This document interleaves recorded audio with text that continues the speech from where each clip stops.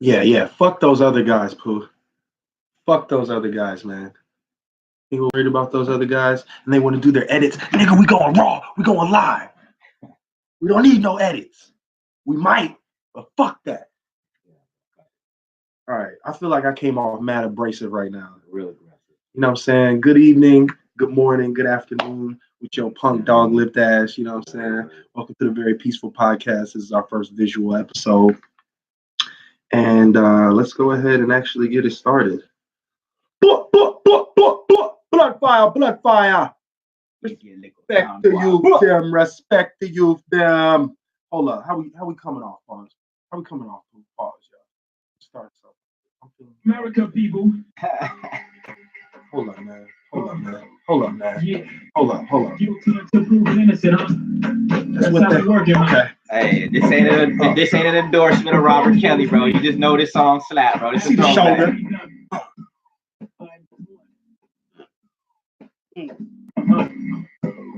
Okay. Bro, that beat is cold, bro. Go ahead, man. Like, I get it down. Anxiously in the public can't wait. Niggas had to wait. You know what I'm saying? Yo, we gonna come back on. We gonna come back to that when R. Kelly comes to the bridge, yo. You know what I'm saying? We gonna come back. this is not an endorsement, bro. Look, Not an endorsement. look, man. Y'all remember when this song came out? Man. Come on, man. There's nothing to really talk about. Try to touch me, but I'm not guilty. Check out Kelly, not guilty.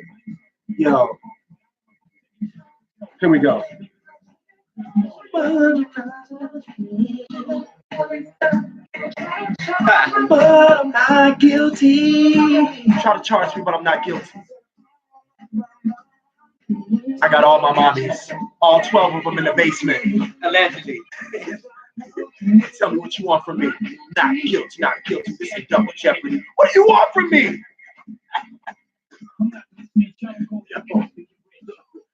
All right, man.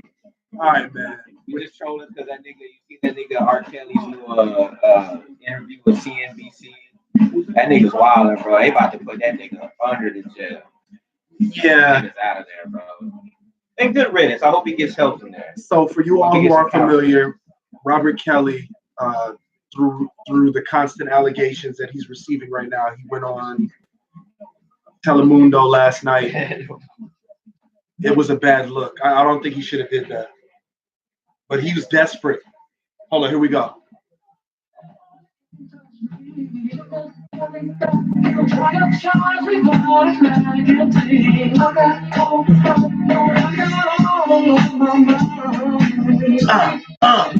Tell me what you want from me.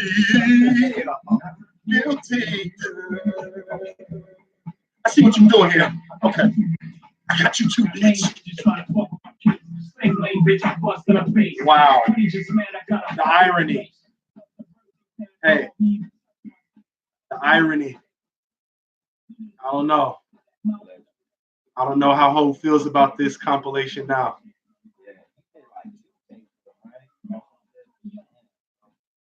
Yes, he did. Yes, he did. I'll tell you why it was furthermore not a good look. I'll go a little bit further into this. So the reason that, all right, that's enough of that. So it was, as a matter of fact, we might come back to that because when the beat first dropped, it's very impeccable. I'm not gonna lie to you. The beat is cold, man. Yeah, I'm not gonna lie to you. It's a good song. I'm not gonna lie to you. Matter of fact, hold on. Let me give it to y'all one more time. Listen how the beat dropped. Listen how this was America, people. You're a producer. I'm gonna let you fucking Yeah. drop. You can't prove innocent. That's how we working. And remember that this completely fit into the sound of the Dynasty. Like the Dynasty album, Jay-Z's Dynasty album, it had like a certain sound to it. It's hard to explain without if you don't understand what I'm talking about. It pretty much had this certain bounce to it. Like every song had this certain what was that song that he had with Corrupt, or who did he have on that song? Gangsta Hydro. Yeah. You know what I'm talking about? Yeah, man. Like every song had this certain bounce to it, man. Yeah, and that fit right into it. And y'all know that this was right around the time that whole Vito walked, you know what I'm saying? He peed on the steps, you know what I'm saying? He got Was that over the stabbing? Yep. and your man stabbed and made you take the blame. Yo, we ain't gonna get into that, but I'm gonna tell you why.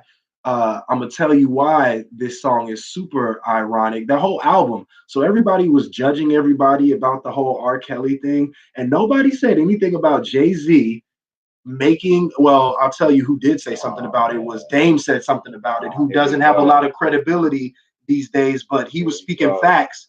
He was speaking facts. Okay, we all know that Jay-Z and Dame both dated Aaliyah.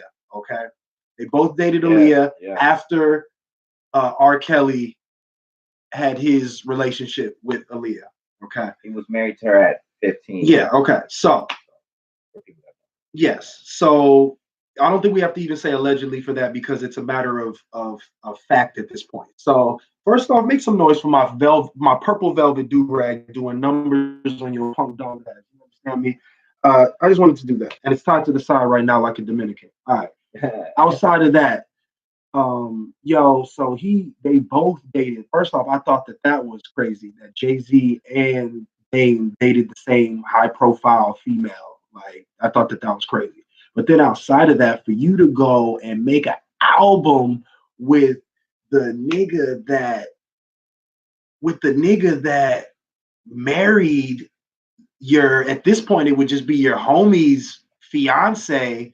Like, yo, that was wild, yo. Like, talk about a conflict of interest, my G. Like, yo, that's crazy. That's like, yo, I allegedly had an inappropriate relationship with someone has I don't even want to say me. Yeah. Somebody has an inappropriate relationship with somebody, and then later in life, that female grows to be an adult, and then when she's an adult, has a new fiance, and that fiance decides to pretty much do public business with this person that had an inappropriate relationship. Two whole albums, and he went on tour, and he did visuals, and I ain't gonna lie.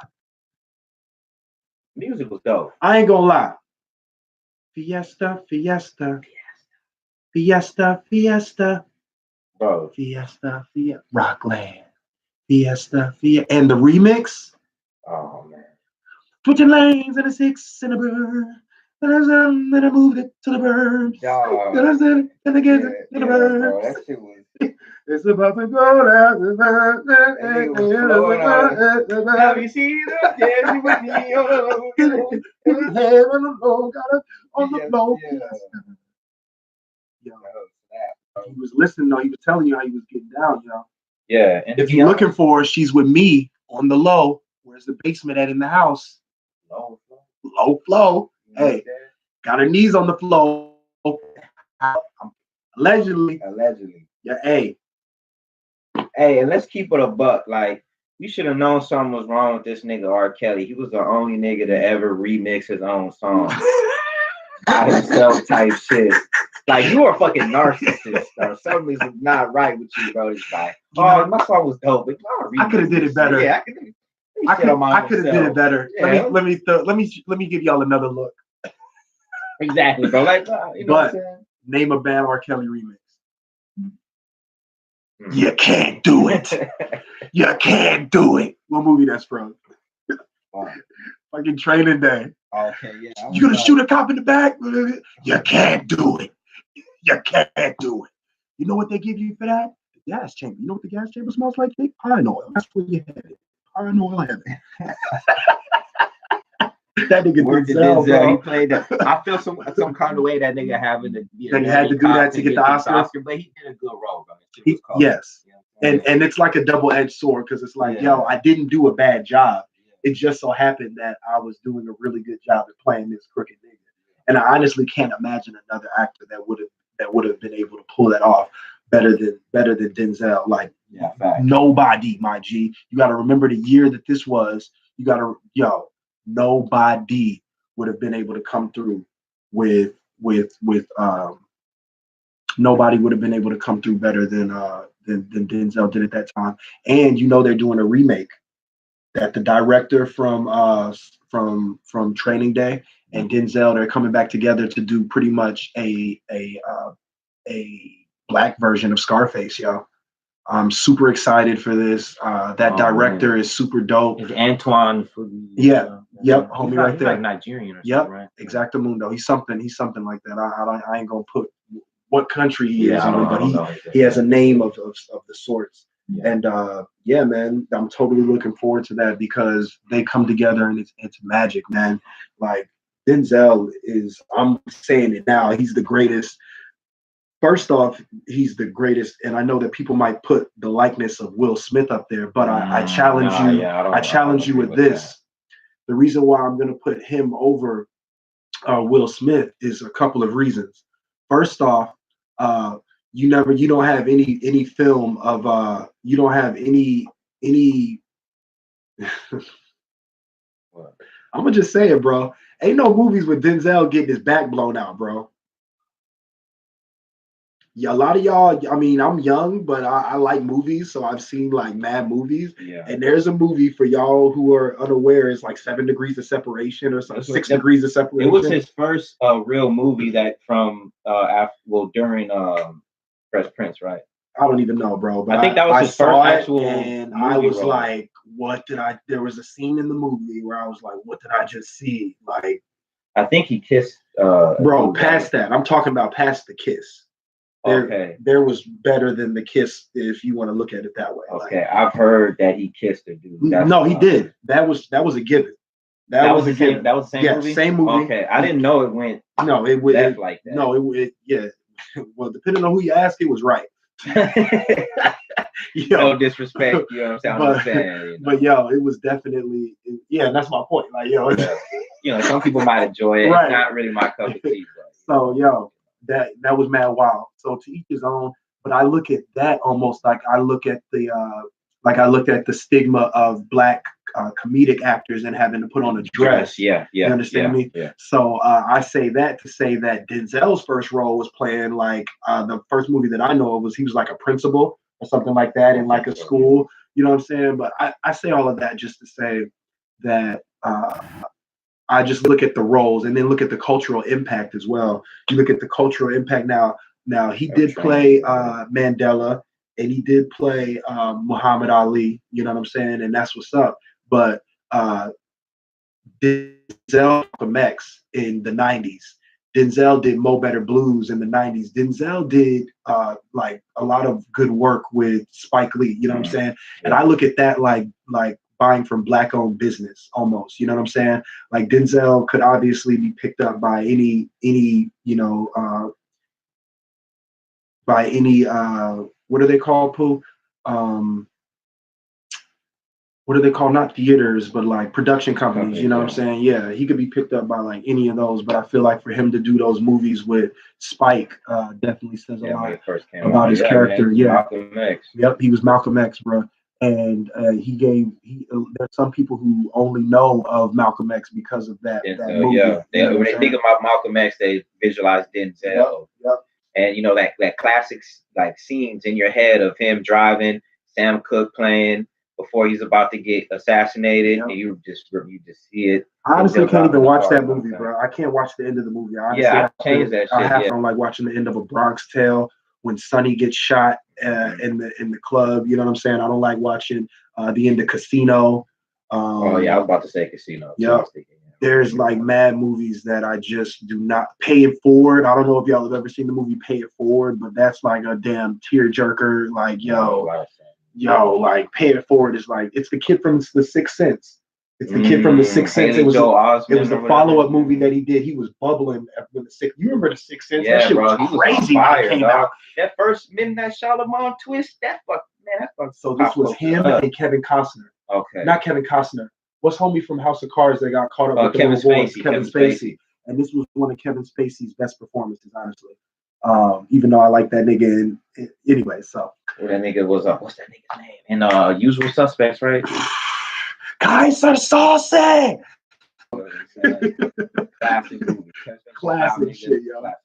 And House of Cards is classic too. Like completely changed politic TV. You know what I'm saying? And completely up the game as far as Netflix. Yeah, Netflix. That was series. the first big Netflix Yeah, so a lot of these niggas owe him, you know what I'm saying, a little percentage because he was definitely owe him a little finder fee because he definitely opened up the market for you punk asses, you know what I'm saying? So give him his due, you know what I'm saying? He might be a little freaky nigga and did some foul shit, but wow shit. And I say this, that even in this era where look, I'm trying to get my shit right, you know what I'm saying? In this era where we have all of these yeah, you feel me? Let me let you see what's going on up under here. You know what I'm saying? In this era where we have all of these artists, these prominent artists, being exposed with scandals, where do we draw the line? Well, I tell you where I draw it. There's the person and there's the artist. Yeah. And unless your art is the person, for example, well, I don't even want to think of an example, but pretty much what I feel like is like, yo, if you do music and you make great music, and then you decide to be like a weird, freaky scumbag guy on the side, then that doesn't mean that the music that you made is no longer great. Yeah, you know what I mean, and we'll use that to actually because imagine you, for example. So imagine if, well, we can just keep it simple. You go to McDonald's. The nigga that do you care about the history of like the fact that he's a convicted felon and that maybe he was a child molester and that he's making your sandwich at McDonald's? Do you care? Oh, but now that we're talking about these artists and I can't listen to his song now because he liked little girls. And I'm not condoning this in any type of way, shape, or form. I have daughters and I don't agree with that type of behavior at all. But at the same time, what I do agree with is a separation of duties. So for example, what I do at home does not designate my performance at my job or does not designate the efficiency of a service that I have to offer. You know what I mean? Yeah. I mean, art. The thing with art is if you've been around people in the art world, there's some very interesting as in like there's levels to them. There's complicated shit. And a lot of great art comes from people that have really bad issues. Like a lot of beautiful art comes out of dark, really issues. And certain art is art pushes the limit. You know what I'm saying? And when the limits are pushed like that, that's coming from a person that, might have some what we consider issues. Like, you know what I mean? Like there's a lot of dark shit in the art world. A lot of art comes from people that have been abused, you know what I mean, sexually or physically, or been grown up homeless, or like grew up poor, or, had near-death experiences, or have mental health issues, or especially drug abuse, you know what I mean? And so art is ugly and it can be very beautiful, you know what I mean? Yeah, most definitely. And so with that being said, like you have to, in order to be in the art world and enjoy certain art, you have to separate that, because think about it. I don't like this art piece because he was a murderer. Yeah. Like, yo, this is still fire. Like, yeah. Yo. like look, I love H.P. Lovecraft. We ain't gonna listen to Pot? We ain't gonna listen to Pot? Yeah, because Pac was convicted, bro. Of sodomy or something. Pac was convicted, right? Yeah. Pac was convicted. So what we gonna do? What are we gonna do? What are we gonna do? Where do we draw the line? So it's cool for Pac. It's cool for Pac. Pac was convicted of sexual assault, bro. He sat down at Rikers, right? Yeah, he was in Clinton Max, Clinton Max. He was at Clinton Max. He was spending hard time, bro. Yes, he was at Clinton Max. Okay, so he went to Clinton Max for sexual assault. Whether he says that he did it or not, or it was his boys or whatever, the fact of look on paper, he got convicted and spent time for it. Exactly. Now let's flip the script. R. Kelly was not convicted, did no time for it, yet look at the level of scrutiny that he receives for something that he wasn't even convicted of. Yeah. But let me throw in some nuance, because life is about nuance. You'll see Very Peaceful Podcast. We try to nuance every subject, you know what I'm saying?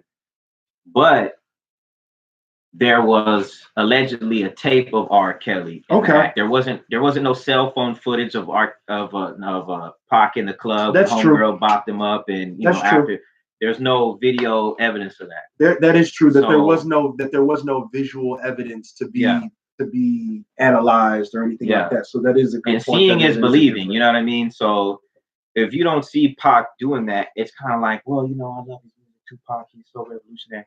He might have been a scumbag. He might have actually did it. We never know. You know what I'm saying? That nigga might have just been smart enough to not videotape the shit. So we never know. And we're not disgracing Pac. Look, we got Pac in the back. You know what I'm saying? He's an icon. You know what I'm saying? I love Pac. You know what I'm saying? His music, everything he stood for. But we just, like I said, you got to keep it nuanced. Fuck you too. And if you think we ain't down with Pac, fuck you too. And if you ain't down with Pac, fuck you too. You know what I'm saying? That's how we giving it up. You know what I'm saying? My fofo make sure all your kids don't grow. He was really mad, bro. You know what I love about Hit 'em Up? They probably like, yo, Uncle Mike is bugging, yo. Nah, son. That's Pac, yo. That was Pac said the things, man. Dog, the funniest thing about Hit 'em Up is that the music had to restart. He said, what do you say that nigga fuck around and what do you say that nigga fuck around and catch a heart attack around like that? You little motherfuckers can't be. He was going off, bro. Like dead ass dog, like that nigga was he was upset. No, but I heard that interview that he had with Sway though, and that shit totally made me feel like we ain't even gonna get off subject. We ain't even gonna get off subject. So now what we'll do is we will actually dive into our next topic of discussion. And let me see here. What I want to do is save this segment. Episode.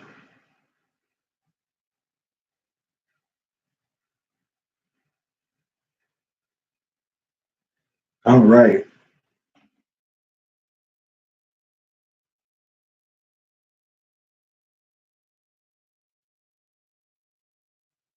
Sorry, y'all. I'm just getting this.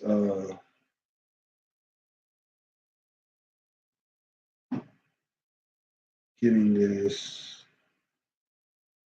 You better not try to lose my shit. Okay. Trying to save the segment that we just did before we move forward. Kind of trying to keep our topics.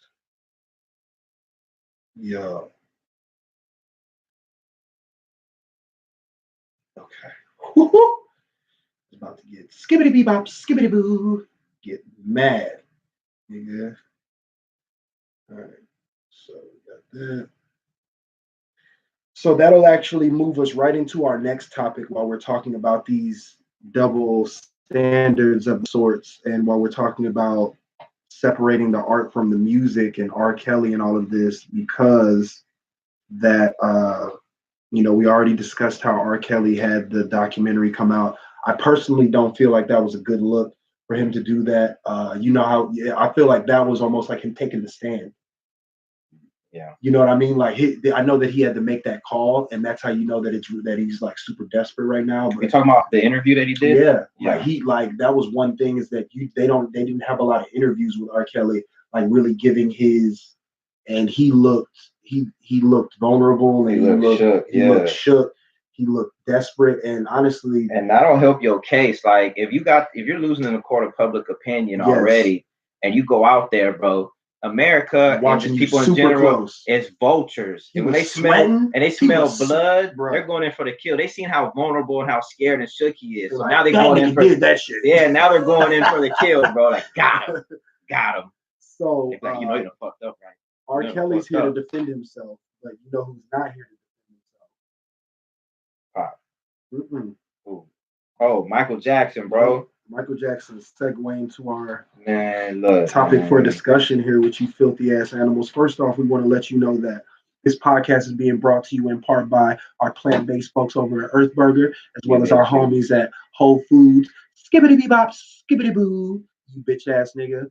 And we definitely want to thank you for tuning into the Very Peaceful Podcast hosted by our Gulf Coast player partner Pooh and your Uncle Mike, keeping it way more wavy than you. You know what I'm saying? So wavy, I need a full body do-rag. You heard me? Yo. So without further ado, let's go ahead and jump right into this Michael Jackson topic. So for you all who are unaware, there is another documentary. It was broadcasted, I believe, on Sunday on HBO for the public. And Leaving Neverland or something. Yep, Leaving Neverland, and it's receiving a lot of scrutiny for several different reasons. And so we definitely wanted to bring it up. My first thought about it is that that he's not here to defend himself, and of course that doesn't mean much, right? Because if that's all, I mean, what are we just not supposed to talk about anything just because someone passes away?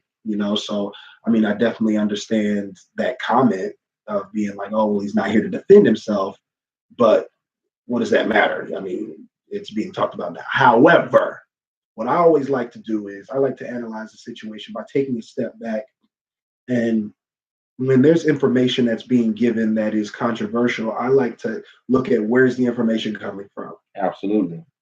And when I look at where this information is coming from, that's where the questions develop in my mind. You know what I'm saying? Yeah. So first off, I believe that like one of the two kids like has testified as a witness to some of these allegations already. So they are essentially recanting their testimony. They're essentially recanting their testimony, bro. Like and saying, "Oh no, that wasn't true. This is true." And I could understand that it was a kid, but they was like grown, bro. Yeah, they were like totally grown. Man, and more people know about the situation, like real Michael Jackson fans. Well, I'm a Michael Jackson fan, but I mean the real fandom, like the actual Michael Jackson fans, like they know more about the cases than me. But they brought it to my attention from like certain fans like giving their information out. I actually have receipts about it. That those two gentlemen, I guess, that were on the documentary, they were found in court to be like lying and stuff. Like it was back then. Yeah. Oh, okay. So it wasn't a matter of them purging themselves. So their credibility is like questionable. You know what I mean? So their credibility is questionable like now, or their credibility is questionable then. Yeah. I mean, if your credibility was questionable, then like what makes it think like years later you're gonna be? So you're saying if it wasn't credible then, that how should it be now be determined that it's credible? Yeah, and then even then, here's a caveat for me. It's like Michael Jackson was he was. Oh, we even got no jams going, man. What the hell is we doing?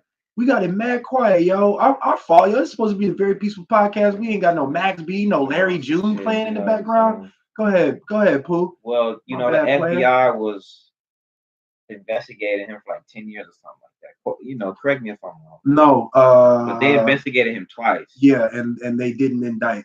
They found nothing. And if you know how the feds get down, they'll get you if they can. On anything, tax evasion, conspiracy. They'll get you on something. Conspiracy. Bro. They'll get you on something. And a millionaire black man, weird black man at that. Weird black. And they didn't find him on nothing. Oh shit, he must have been not doing shit. You understand me? Right. The feds investigated him twice, nigga. The feds investigated him twice and found nothing. Yeah, that's. Come on, man. If you black in America, you know that nigga is innocent. They the motherfuckers couldn't find shit. Nothing. Twice. That's a good point. So that's a good point. So we brought up the fact that now what I will say is this though. So they didn't find anything twice, but so the two boys though, like their dads committed suicide. Yeah, I heard that.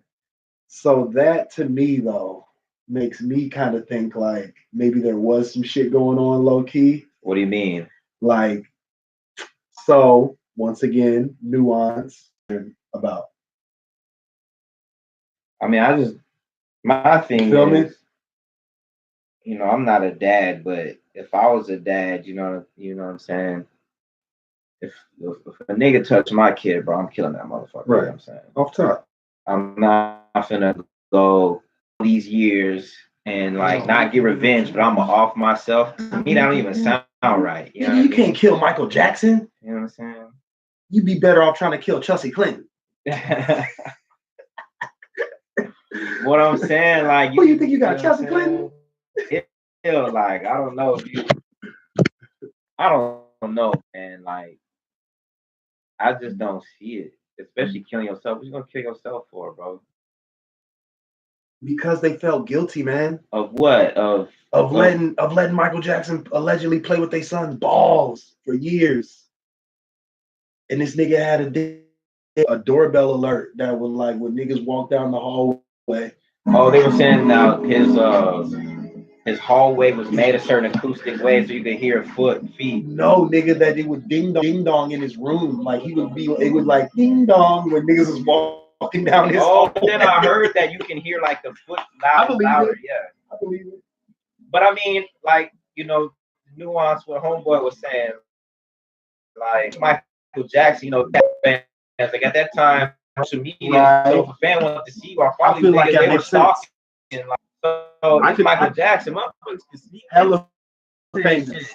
Yes, I could see that. That being worried about somebody coming, either a fan or somebody trying to kill you or kidnap you. Yeah, you know what I'm saying? Plus he don't want nobody to see his perm pubic hair with glitter and shit. You know what the nigga Dave Chappelle said. He said anybody can imagine what his genitals look like. Probably a little pubic hair, pressed perm, little glitter. Pause, yo. Pause, but that shit's hilarious.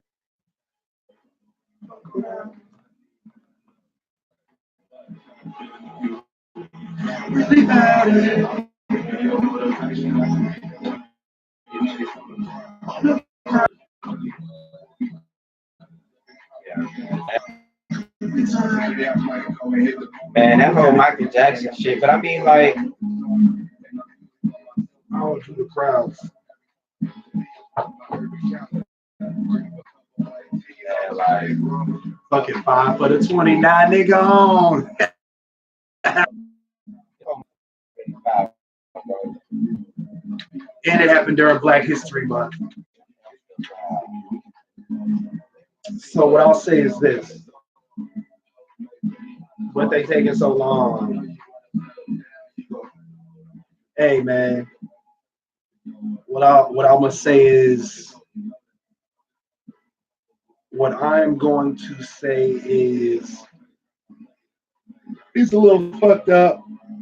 I do believe that there was now you know how there's a lot of rumors that go around and all of these conspiracy theories, but I listened to that interview that his family member gave last week on the Breakfast Club with Charlemagne, where he was talking about the business ventures that Michael was having, and how he was saying that Michael Jackson was telling people that like, yo, they gonna kill me for my masters, my G. Like that nigga owns the Beatles catalog, bro. Like, and that's bread. To own the Beatles catalog, like you don't even understand what that means, dude. Like, there was some other wild shit that he was saying that what else was he saying? He said the Beatles catalog. He said that he owns a few people's shit. He said that he owns some people like Babyface's masters or some shit like that. Yes, he was dropping like game. I was like, oh shit. After this interview, I felt like Charlemagne. Charlemagne was like, oh yeah, they killed that nigga. Yeah. Charlemagne said that, dog. And that's how I felt listening to it. I was like, oh yeah, they murked that nigga. Yes, nigga, like, bro. People think, oh, nah, bro. In America, bro. As long as I've lived in America and I've done no. Pooh, call it the right thing. They not letting no black man. Call it the right thing, Pooh. It's wilderness. You know what I'm saying?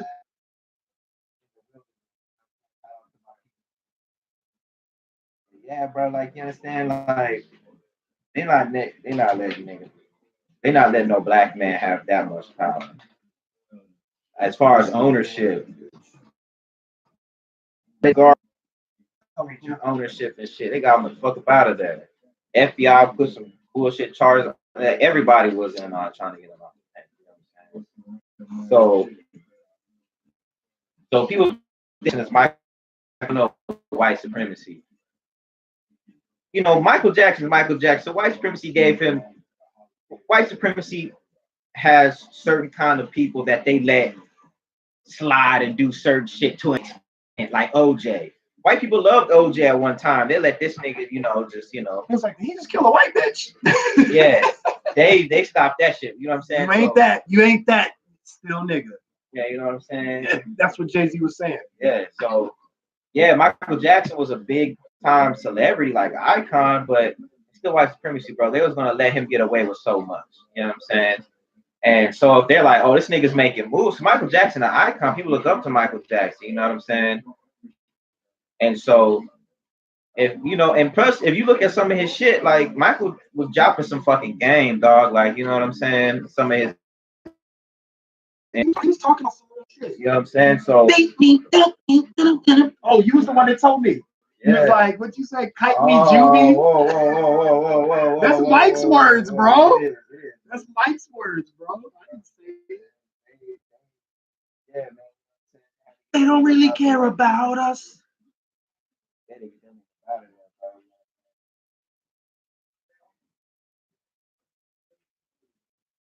Good job.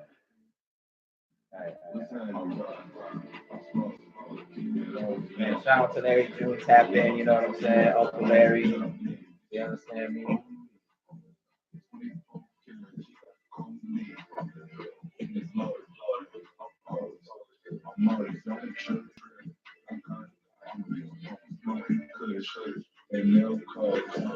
Elbow, everything goes.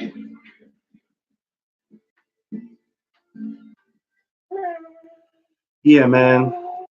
So yeah, I think that Michael Jackson stuff is crazy, and I'm interested to see kind of where it goes from here.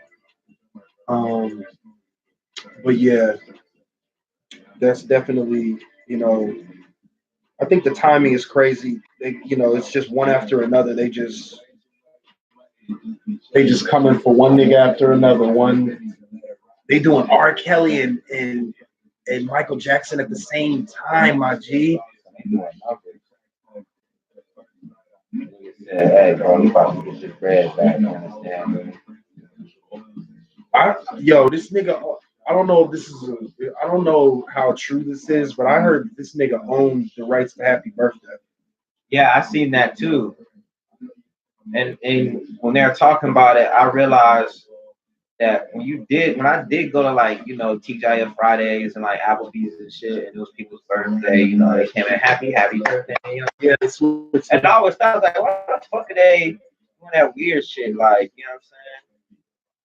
So I don't know, maybe, bro. He might have, bro. Hey, Michael Jackson was pretty savage though. People tell you like he was pretty smart, like, you know what I'm saying?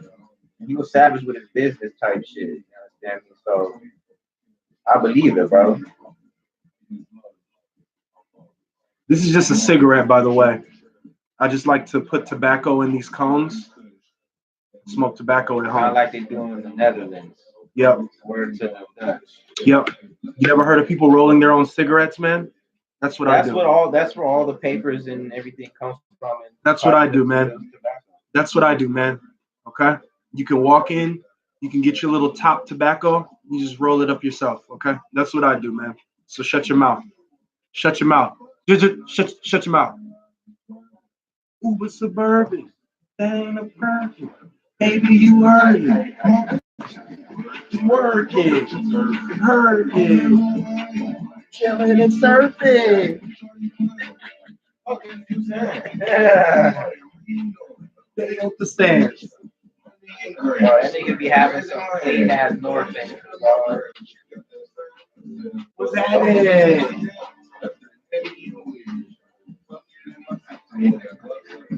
What's happening? I smoke. Keep it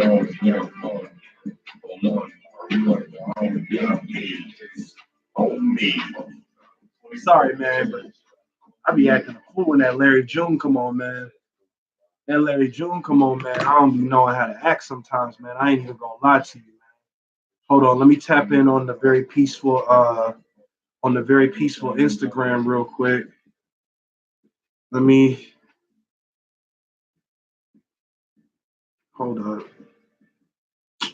What are you doing? I want to log out. Log out. I want to log into the Very Peaceful Podcast. There we go.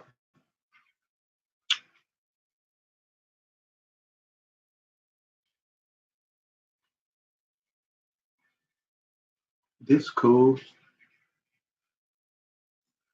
Bro.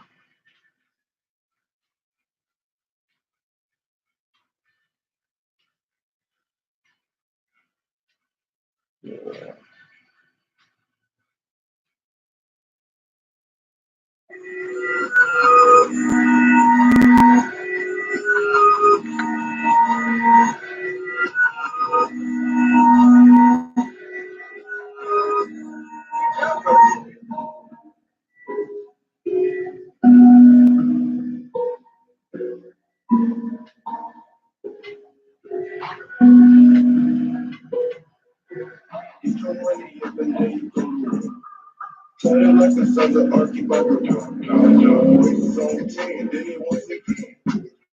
I might never ever smoke a switch again. Bust down, probably smash.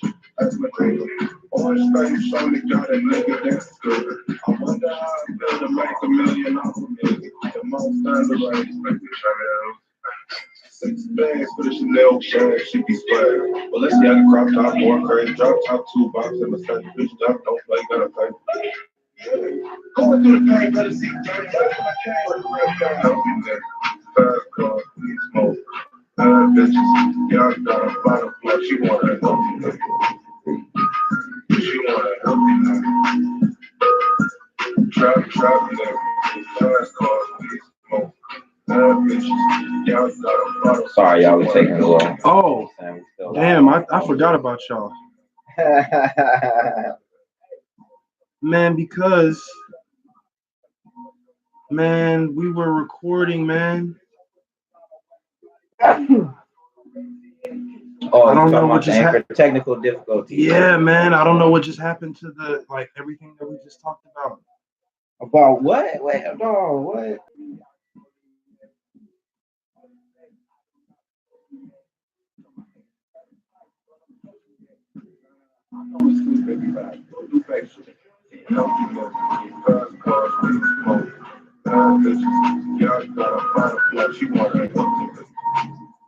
Yeah, so I'm totally upset that we just lost our recording. It was only that last Michael Jackson segment that we were just doing, but still. All right, well, we can move on to the next topic.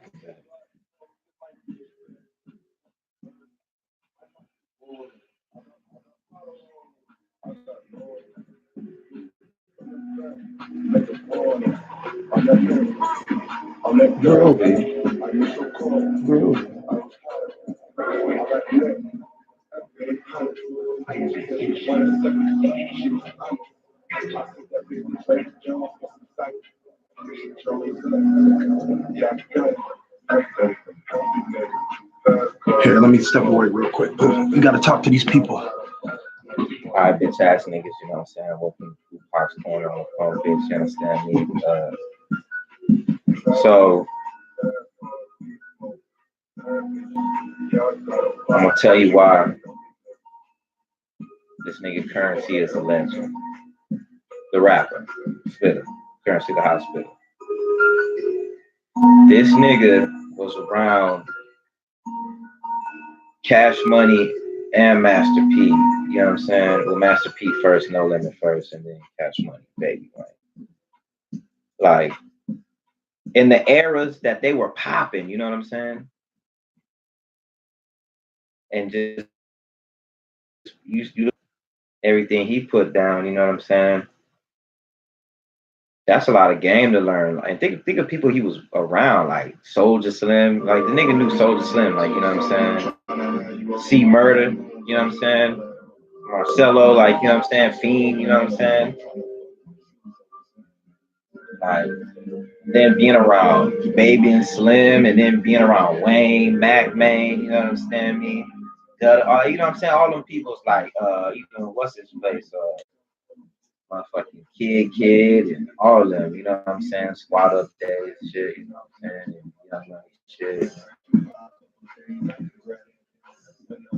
Like, that's a lot of game to soak up, but then, you know what I'm saying? He rebranded himself and did shit his own way, you know what I'm saying? And he put in work, bro. Like, this nigga dropped all kinds of albums, mixtapes, you know what I'm saying? Touring, you know what I'm saying? And he was one of the first people to jump on like the blog era, you know what I'm saying? So he was coming with the fresh fits, you know, the Bay, Fly Society, like, you know, he got into the skateboard shit too, like the TK and all them, Fly Society, you know what I'm saying? So he really, like, if you think about where rap is now, he was instrumental in like changing the whole style as far as like going independent, dropping mixtapes through your own shit, like as far as like the internet, and you know what I'm saying, and dressing way different, like, you know what I'm saying, like different style brands, and you know, more streetwear, like as far as like skater shit is concerned. And so if you think of how all the niggas are dressing now, like, you know, Slim 15, like a babe shirt, you know what I'm saying, you saw some ice cream shoes, like, you know what I'm saying, Spitter was on that shit, you know what I'm saying. Old school cars, he brought out at that time. If you wasn't from Texas, niggas was trying to get something new, you know what I'm saying. In Texas, you get an old school, well, in the South in general, and sometimes in the Midwest and shit, and maybe in the West Coast, like lowriders and shit. But a lot of niggas at that time, when they was getting bread, it was like, nigga, I want a foreign, you know what I'm saying? I want a fucking Benz, I want this, you know what I'm saying? Like, our niggas was going Escalade too. Niggas was fucking with Escalades heavy at that time. And so, like, just think about the old school muscle cars type shit, like the lowriders type shit, like to the South. You know what I'm saying? Well, I won't say to the South. I mean, we had old school cars, but as far as like the West Coast lowrider type shit he brought that to New Orleans. You know what I'm saying? And yeah, bro, like a lot of this shit, niggas need to pay homage to Spitter, bro. Cause you know, I fuck with Wiz, you know what I'm saying? But let's keep it real. You know, a lot of niggas, you know, was on that motherfucking Taylor gang shit. You had the Chuck Taylors with the white socks and, you know what I'm saying, the camouflage, you know what I'm saying, cargo shorts, and, you know, maybe a Diamond Supply shirt that was fresh at the time. You know what I'm saying? That shit was clean. You know what I'm saying? But Wiz wasn't fully on that type of wave, like, you know, Bud had wave just yet, like Star Power and shit. He had the backpack on with the beanie, so he was in flight school. But after he met Spitter, then it was like, you know what I'm saying, papers, you understand me, like, you know, get fly, you know, on some player shit, you know, laid back, smoking some shit, you know what I'm saying? You know what I'm saying? So, you know, I'm not saying he birthed Wiz's style, but I mean, he helped influence Wiz for sure. And, you know, they consider each other brothers. So I'm sure Wiz wouldn't be like, oh, no, that nigga lying. He'd be like, yeah, you know, I love the big homie, you know what I'm saying? Yeah, man, Spitter influenced a lot. Like I said, the whole Nah Right Tudo Boys blog era. If you a real hip hop head, nigga, if you was really one of these real hip hop head niggas, era I'm talking about. You understand me? You remember the blogs, nigga. And that nigga Spitter was putting in work, bro. Like dropping tapes on the internet, like, you know what I'm saying? And like, you know how niggas drop all kind of like projects and shit. Nigga, that's some Kalani. I'm over here going. I don't even know what's going on. I'm over here going. Oh, Carl Thomas ass nigga, emotional. You know what I'm saying? No, man, that was just some continued play, man. I'm over here. I had to make some business calls. You understand me? Got some things going on my end cooking. I had to tend to very quickly. When you got a fish on the hook, you understand me? You gotta keep that fish on the hook, man. say so. So we do have to go back and talk about the Michael Jackson thing. However, because we are live right now, we're not going to do it right there. So Pooh, what we actually will do is get into our conversation. A lot of you may have seen Bernie Sanders, who is a Democratic candidate in the 2020 election, and he was on the Breakfast Club. And when he was on the Breakfast Club, he was posed with the question about reparations, and he responded with a generalized answer as far as needing universal programs for everybody, as far as needing everybody needing help. And so so what I say to start this conversation is that I respect what the line that Bernie has to play, because all right, you niggas think it sounds good, and I think it sounds good, but he knows that he can't get too crazy with this reparation talk because he'll scare off a lot of his white votes. And so Bernie has to secure the nominee. Right. Because Democrats already know all these niggas ain't voting for Republicans anyway. So let me cater to these white working class folks, because niggas don't vote for me. Exactly. Now, the thing is that Black people, I think that there's a lot of people that don't understand that line that he has to walk. So they're like, they jumping on it. Oh man, fuck that. Then fuck Bernie. Then who you about to vote for? Go ahead and vote for Kamala and see where that gets your ass. Go ahead and vote for Kamala and see where that gets your black ass. You know what I'm saying? Like, you got to really be kind of realistic and understand what these candidates have to go through during these press runs, while they're trying to, pull in new voters and still satisfy their current fan base. And white people ain't all there. You know what I'm saying? I hate to rock the boat for a lot of you certain kind of Black folks. But I mean, of course, not all people are racist. Not all white people are racist. I gotta start off with that, you know what I'm saying? But as far as a specific reparations platform, for Black folks, white people, Mexicans, Asians, they're not gonna vote for that. You know what I'm saying? What? Reparations? Yeah, like if you're a white dude and you're talking about, I'm gonna give Black people. If I was not Black and I heard a nigga talking about reparations, I'd be like, oh, he a damn, he a damn communist. Yeah, nigga, you out your mind, nigga. You know where this at? My ancestors, they kill all these Indians and slave these niggas, and give them a check afterwards. Bro, but everybody else did get reparations, though. Everybody did. And the thing about what white people with reparations does that I don't like is they think everything, why are these Blacks so poor? They think we're lazy, all this stuff. No. White people got all kind of policies to build wealth over the years. Yeah, the cards are stacked.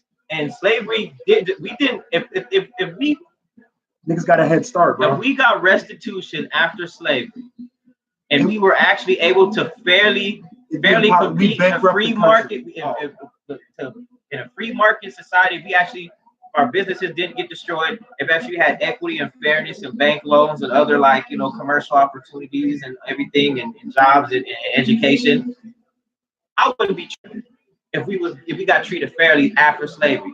No, bro, this shit didn't stop. We had motherfucking Jim Crow. Reconstruction was a bust. We had Jim Crow, redlining, all kinds of shit. Education discrimination. Everything. Man, all kind of foul shit. And then after slavery, you know how big mass incarceration was? Yeah, bro, like crack. Reagan era. You know what I'm saying? Like, shit didn't stop, bro. We were not treated fairly in the free market. So yes, to me, there has to be some restitution and some redistribution. I was like, well, I didn't have slavery. You benefited off of it. You want to know why? Because all kind of mega corporations to this day, where they started from was they got a lot of their initial investment from the slave trade. Like, they traded Black people as commodities.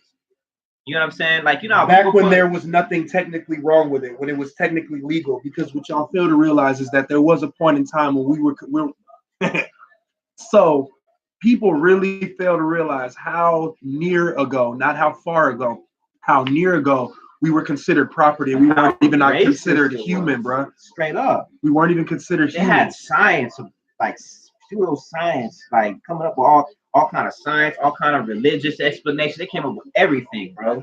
We weren't even considered human, man, not too long ago. So a lot of where we're at, I kind of understand it, because when you look at X amount of years ago, we were just considered 3/4 a human, you know, or what is it, 3/5 a human? 3/5 a human, you know what I'm saying? 3/5 of a human. We were considered property, man. And some people will retort and say, well, you know, they did that so the slaveholding states didn't have a lot of power, because if they could count the slaves, then they would have more voting, more representation. So I understand that. I understand that argument. But like I said, it's still fucked up in the first place that the niggas still had slaves. You know what I'm saying? You should have been like, nah, nigga, get rid of your motherfucking slaves, and then we can get this shit together. We can come together on one accord. But that's like, all right, we still need this motherfucker. So you can't just count your slave as a full human. Like, I mean, I understand the compromise. Some people say it was politically necessary at that time for the project known as America. But to me, you know, that's my people, that's my ancestors. I ain't trying to hear that shit. Motherfuckers was foul since the inception. Most of the people over there, like, that signed the Declaration of Independence, they were all literal slave owners. Yeah. You know what I'm saying? Like, people don't understand. Like, at that time, back in the day, they took like a whole summer and months off of not working just to chill and, you know, fill out, you know, the Declaration of Independence and argue and shit. Even at that time, like, you still needed to, like, you know, people were still farming, like subsistence farming and all kind of shit. Like, you know what I'm saying? Like, you still had to tend to your crops and your animals and shit. So obviously people know, like, these people were rich, but you don't understand how rich they were. As that back in the day, these niggas didn't have to do nothing. They have literally slaves and servants and so much money that they don't have to spend a whole summer like doing work or no shit. They can lay around and just philosophize about shit. You know what I'm saying? Right. That's how wealthy these people were, and that's how much slaves and shit that they had. Like, you know what I'm saying? Where, you know what I'm saying? RP Fife on the pump, bitch. You know what I'm saying? Fucking diabetic. You understand me? But yeah, bro, like, it's all fucked up. So yeah. And what I hate about white people saying, like, or just anybody, I don't want to just pick on the white people. No, we're not. There's a lot of people the same way. Oh, we weren't slaves. Yeah, exactly. There's all kind of Latinos and Asians that say, well, you know, I'm an immigrant. Why should I pay? You know what I'm saying? They don't even know. So I'll put it to you like this: we're not talking to. It's just it expands to all the groups that he just mentioned. And I will say this: that among all the groups that he just mentioned, every one of them has received reparations. Yeah, in the past. So that's another interesting point. You go to Indians, you go to it doesn't every group of people, Asians for what happened with them out there in the internment camps in the 1940s and everything like that. Yo, everybody has received some form of compensation. And honestly, I feel like if they were to do some form of compensation to the lineage of it would bankrupt the country. I don't believe that the country even has the ability to. No, it does have the ability because the United States can print its own money, and we're the reserve currency of the world. See, don't get this segment going. Oh, segment going. I don't want to get killed, bro. I'm just saying. Yo, if they really wanted our to, own money, we could, but not. That's why I say it would bankrupt the country. But time out. What I'm saying is, it's not gonna be in one fell swoop. This is gonna be over a couple of generations, like investment and critical investment, and also, you know, investment in education, housing, you know, federal job guarantee. I mean, this is some of my ideas that people have ideas, of course, that I agree with. There's a lot of black people that don't agree what reparations would look like. But honestly, my idea of reparations, though, you know, we can all discuss it or whatever, but it definitely has to be something specifically for black folks, because Bernie Sanders with his universal programs, yes, it would help black folks, but it still wouldn't be equity, because these people are already ahead of us anyway. This is only giving everybody an extra boost if everybody's getting the same shit. You know what I'm saying? And if you systematically don't change stuff, it's still going to be the same. You know what I mean? The bottom are still going to be disenfranchised. That's a good point, yeah. And even like they say, like, oh, you know, the FDR with the New Deal. Let's backtrack. Even Keynes And Cane's Come on, economics. Cane's chicken? Nah. That sauce be fire. I don't eat chicken, nigga, but that sauce be fire. Zaxby's is better than Cane's. Zaxby's is shitting on Raising Cane's, and if you think otherwise, you can go eat some damn WD-40. I'm just telling you right now. Zaxby's is the way. Man, let me let you know something. If you think that Raising Cane's is really the wave, your mama probably can't even cook, and I know your girl can't cook. You know what I'm saying? Motherfucking wings and things. Get you that wings and things, you understand me, and maybe even upgrade it, you understand me, maybe 1 or 2 more pieces of chicken on a punk bitch, and you got to get that Zaxby sauce. Yeah, on my mama, you got to get that Zaxby sauce. Yeah, I'm a vegetarian, y'all. I'm a vegetarian, but let me let you know that Zaxby sauce. My God, that sour strong. That sour strong, that Zaxby sauce. So yeah, man, I think that just based off of the strength that like, yo, everybody else has got it, and this country was built off of the backbone of slavery. We were the commodity, bro. Like they traded stocks with us. They had collateral. We were collateral. Even taking a step back to what was it called? Not the Industrial Revolution. What was like the cotton boom called? King Cotton was like the oil, you know what I'm saying? Of back in the day. Exactly. You know how much niggas is making money off of oil? Exactly, bro. That's what cotton was back in the day. Oil prices fluctuate on the stock market. That was basically cotton. Like you had cotton fields, you was big money, bro. Sugarcane and cotton. Who's doing all the sugarcane and cotton farming? You understand me? Word to my Hawaiians. Word to my Hawaiians out there. Hawaii, actually it wasn't Hawaiians.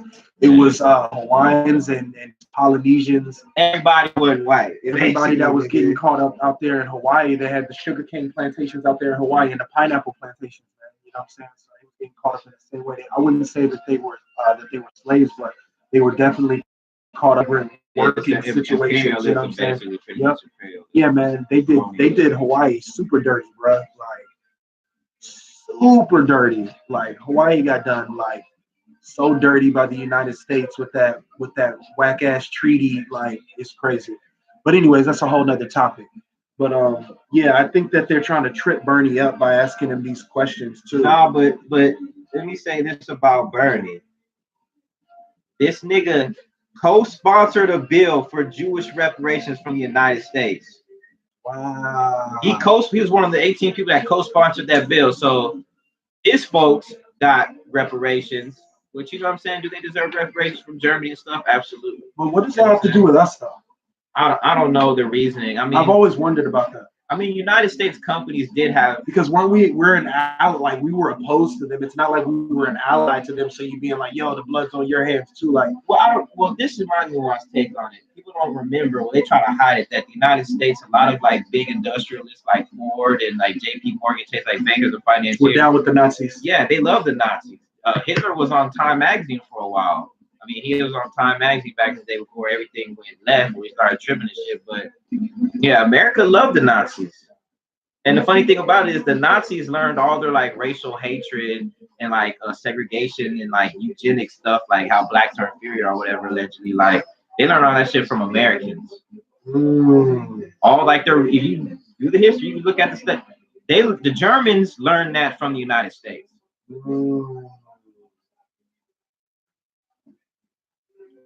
America. Blew my mind, yo. I'm gonna have to research that, bro. Shit, they learn all that shit. I'm gonna have to research that shit, yo. I'm gonna definitely have to research that. But yeah, I think that's a good. Oh, and my bad to cut. Nah, go ahead. And the Germans, German. Before they had a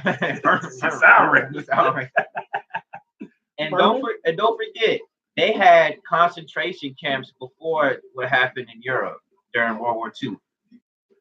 Germany was a colonial empire too, bro, and they had concentration camps. They did a whole genocide in Namibia. I know the word slips my mind, but they killed millions of Africans in concentration camps years before they did anything to the Jews. So they learned that shit doing it to black folks. And they haven't paid reparations to those Africans from what they did too. But they're trying to work on that. Africans there are trying to work on getting some kind of restitution. And they probably will end up getting the check, but us, it ain't happening. It'd be too much. It's too much redlining around it. Like, can you imagine? Black people will be getting. I'll tell it to you like this: Dave Chappelle, when he did that damn skit about like if black people got the reparations for a lot of people. I don't think he should have ever came out with that. When he showed Donnell Rawlins in the damn Newport U-Haul in the Newport 18-wheeler. He's like, this baby, I just bought this baby. He became the world's richest man, hot hanging in the dice game. Baby. Let me tell you something. What? Y'all don't even know how to act during tax time. You think y'all would know how to act with some reparations? Hey, but let me be nuanced about this.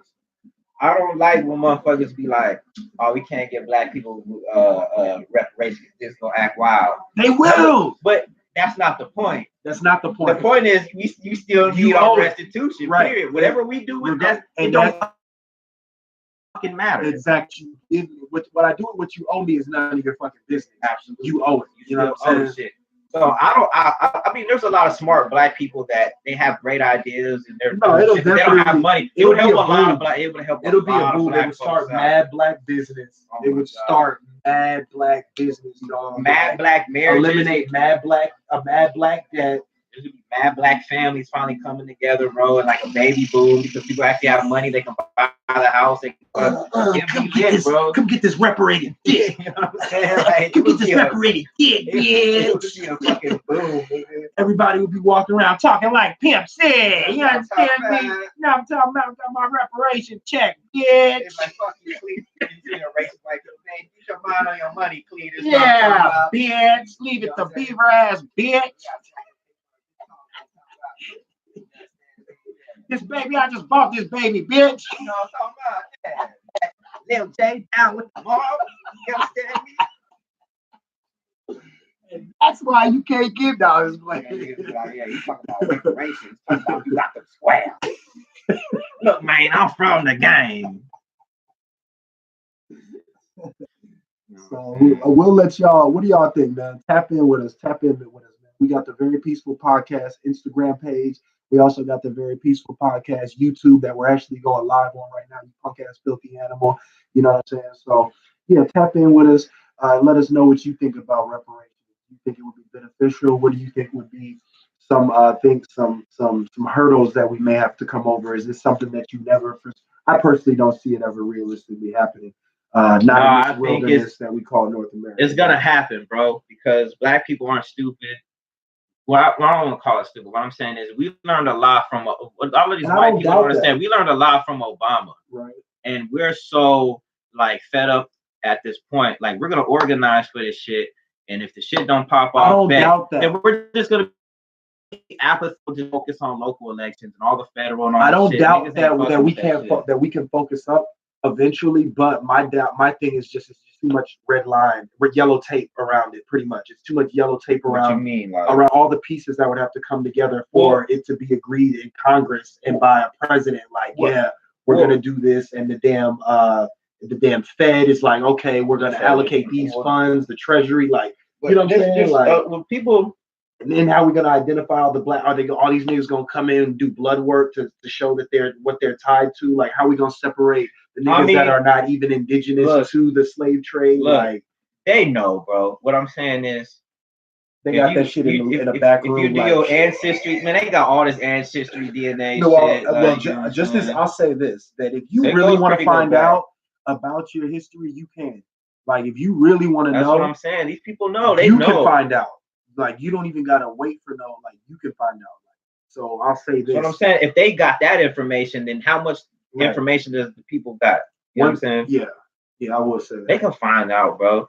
Hell, most of them, they got our DNA anyway from just medical shit and other shit. Yeah. Like, you know what I'm saying? I challenge you though, our listeners, man, to find out to find out where your family derives from, man. You know, what is your last name? Where'd you get your last name from?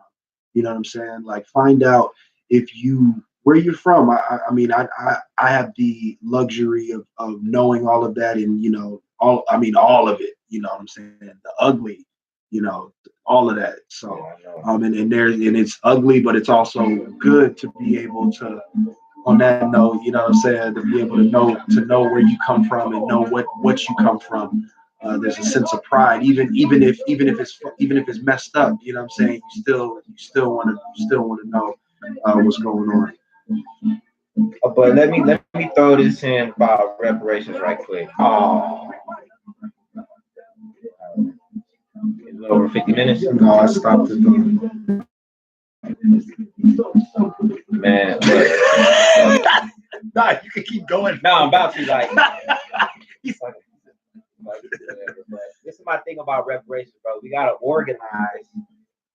Black folks have to organize locally. Hold on, statewide. Give that right here.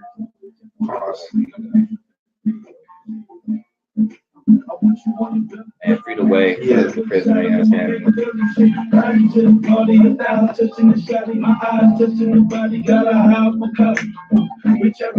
Take a piss in the lobby. Now she talking about catching a body. I gotta have you. And I need you. It's just like I gotta have you. I want you. I gotta have you. And I need you.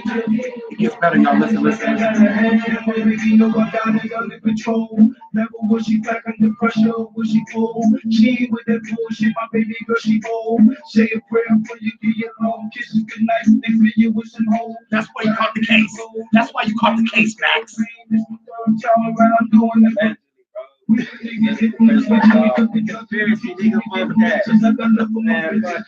Black girls, Puerto Rican, even got them Chinese, Ecuadorian white, even got them Guyanese. Y'all know how to find me. Lady said, say what's up to my mother. I never had a better dance. Say what's up to my brother. In love to the women that shoulder my nigga down while he sitting in prison. You don't know how a nigga live. You don't know. Just like you fuck the Paris, let's just begin it. Go free away.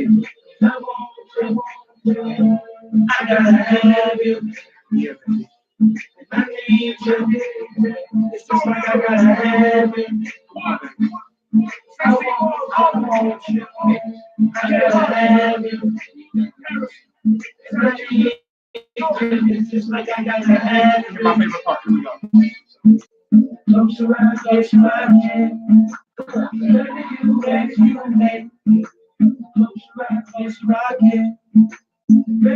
baby, you, close your eyes, don't be like that, baby. Close your eyes, you ain't got to give it up with my baby, you wasn't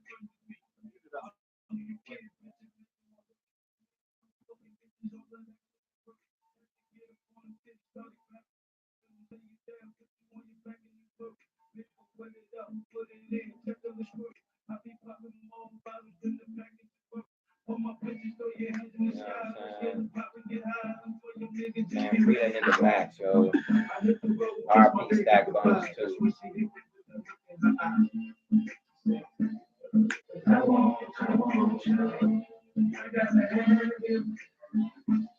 We're just getting us set up here. Yeah, I know he probably was fuck this nigga on his phone. Hey man, look, I'm doing some shit. I gotta put some fires out. I gotta set up some meetings. I gotta do a whole bunch of other shit. You lying. Lying. You ain't got no damn job, Tommy.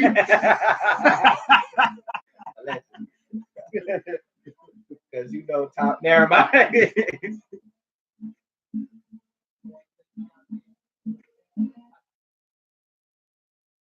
You ain't got no damn job, Tommy. I used to be one. Just do this. Just do it like this. Do this. Hey. Yo. So, what did you want to say about reparations, Pooh? In the suitcase.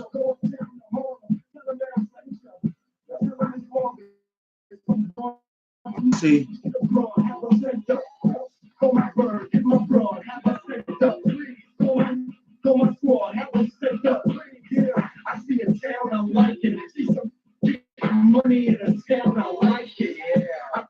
All right, niggas, you understand me? Look, we need to get together like Dipset. You understand me? You know what I'm saying? They moved as a youth. They broke up. When the niggas was popping is what I'm saying. You know what I'm saying? Like, you know what I'm saying? Diplomatic Community 1 and 2 Dipset era. You understand me? Classic. I like the civil rights era. We was together for like that whole, like we dropped some tapes of March on Washington, you know what I'm saying? Shit like that. You know, we did some riots and shit. We dropped some hot shit. And then we kind of just like broke up and just did our own thing, you know what I'm saying? And so, yeah, like we need to come back together. Okay. You know what I'm saying? Okay. And we need to organize. Hey, look, reparations ain't gonna happen overnight, my nigga. We have to organize first, get some organization together. And first we need to learn how to like really organize with each other. When I'm talking about organization, I mean like we need to come in the room and not be toxic to each other. When we come around each other, we just need to come with business in mind. That's it. Like Neely Fuller said, bro. Black folks are too toxic to each other. So when we do congregate and match, we have to come for a purpose. We have to come for a reason. Not just because we're hanging out. Pause. You know what I'm saying? Like, and let's just talk about a couple of subjects and hash it out. But we need to organize and locally, city-wise, county-wise, municipality-wise, state-wise, and get the federal representation in, you know what I'm saying? But first and foremost, we need to organize and actually come up with an agreement. What will reparations look like for us? Because we all have different. And that's where I feel like everything would fall apart. That's what I'm saying. But my thing is, Bernie or somebody be like, "Hey, nigga, let's get some reparations." They not gonna make an executive order. It's gonna take a while. And millennials, they're still racist white folks. Generation Z, they're the hella racist white people too. Like, but overall, like sentiments change slowly. So I think as long as we keep reparations and keep the information going and organize around it and keep showing the data behind it, that will eventually show. They'll be like, you know what, these motherfuckers will eventually bear fruit. Yeah, kind of like how Malcolm was gonna go to the UN about this shit. You know what I'm saying? So, and look what they did to him about it. And they was like, it's not about to pay these niggas. We need to put something in motion. Ain't they watching this nigga? Get Hoover on the phone. Look, let me stop before they shut this whole shit down. Yeah. You niggas been reading too many books, watching too many documentaries. You one of them smart niggas, huh? All right. So the next thing that we actually want to talk about while we talk about reparations, because I mentioned earlier about how pretty much I said black people would be wilding out if they gave out reparations, you know what I'm saying? Like, you know what I'm saying, buying babies and shit. You know what I'm saying? But and what I said was, I said if niggas don't know how to act during tax time, you know for sure they not gonna know how to act. They're not gonna know how to act with no reparations. And so that actually brings us up to our next topic, which is tax time ballers, you bitch ass niggas. You know what I'm saying? First off, we want to remind you that we're very thankful for you tuning into the Very Peaceful Podcast. Your punk dog-lipped ass could have been anywhere in the world, dehydrated and infested with GMOs, but you're right here listening to us. And we definitely want to appreciate it. And this message has been brought to you in part by our plant-based partners at Earth Burger, as well as Whole Foods. Yo, so tax time ballers, yo. Y'all probably know a couple, you know what I'm saying? Personally, well, I ain't even gonna tell y'all yet. Tax time is like my least favorite time of the year, yo. Man, I just can't stand all that fake ass shit, man. Just people that don't know how to act with money instead of saving it, you know what I'm saying? Like, people get Big Chris said, man, they use that income tax and they blow that shit. Buy that foreign, they repo that shit. You know what I'm saying? Like, I felt like that shit is just like, says so much and it's so true. I just think that it's like this stigma. And it's not just black people. This is just people, period, man. They get that tax money, man, and then they go out and fuck it off, and then they back in the same predicament that they was in, you know what I'm saying, right before tax time came, waiting for the money. The shit's gone and they really have nothing to show for it, but maybe some materialistic things that they could outgrow or that, you know what I'm saying, won't even be around long. I think something smart to do.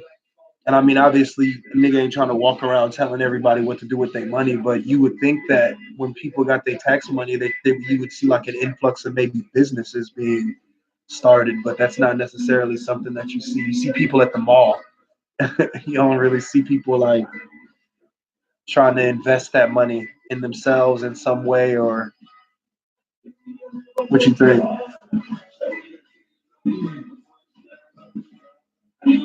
What you mean? Hold on, my bad, y'all.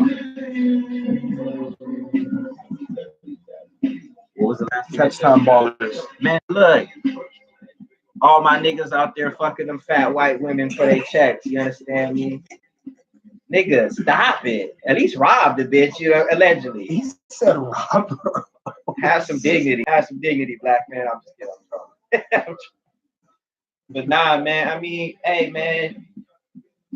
My suggestion, bro, you know, do what you want with your tax money, because everybody broke, everybody in debt. Life is short, nigga. The economy's fucked up, the recession coming, you understand me? But I mean, in my personal opinion, I think you should stock up on some food or like, you know, some shit that you need. Like if you got some debt, stock up on some food. I was thinking like he's hungry. I think about some red beans and rice right now. You know, like I'm buying mad rice. Mad red beans. Get that crock pot I've been looking at. This shit on sale. You heard me? All that shit. But nah, I mean, be responsible, bro. If you get your tax returns, man, you know, ball out a little bit. You know, if this is a shirt that you want, fuck it, just buy it. You bought it. I bought it. You understand me? And you know, pay off some debts. You understand me? Pay your rent. You understand me? Ahead of time. You know what I'm saying? You know, put some extra on some. You understand? No, I don't think you should go.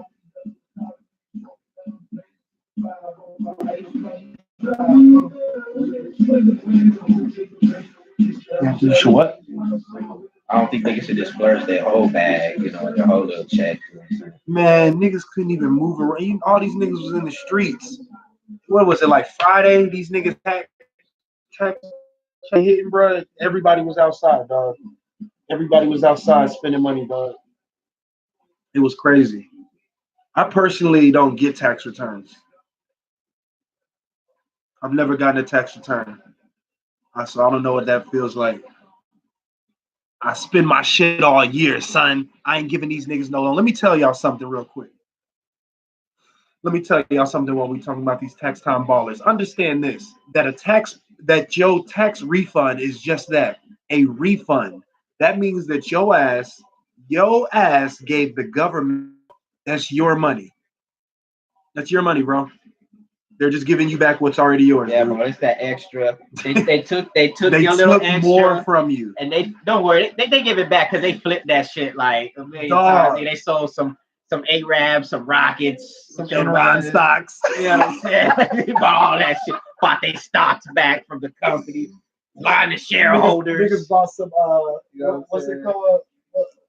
They good. You can have your money back. Some Teflon. They bought some Teflon. Yeah, nigga, they bought tapes.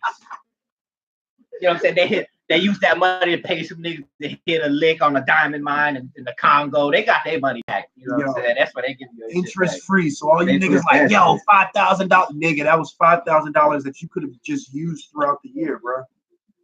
You gave an interest-free loan. I don't know if you've ever realized that that's what that is, that's your money.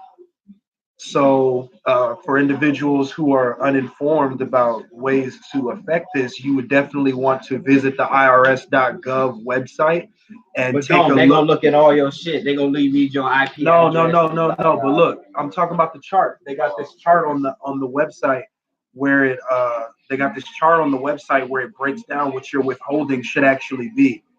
You know what I'm saying? So I mean, you can compare what you're already doing to that and see if maybe you have some wiggle room to be like, oh, well, no wonder I'm getting so much back in the refund that they're taking too much.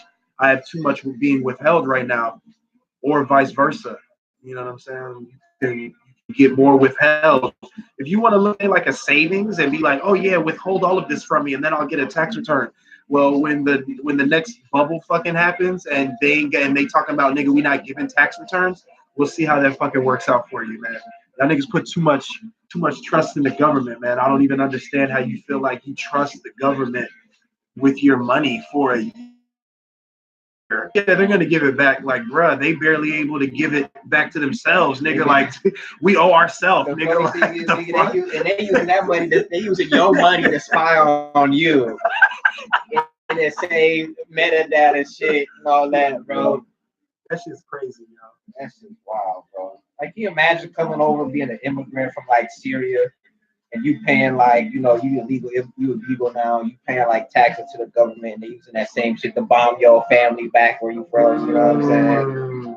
Kind of fucked up. Same thing for black folks. It's like, oh, I'm paying my local taxes and all that shit. It's like, them cops over there, you know what I'm saying? They might plant some crack on my uncle. Sprinkle a little crack on them. They go, I'm paying these niggas overtime to sprinkle some crack on some black folks. Like, you understand? I don't know. What, you gonna go off the grid and you ain't gonna pay taxes?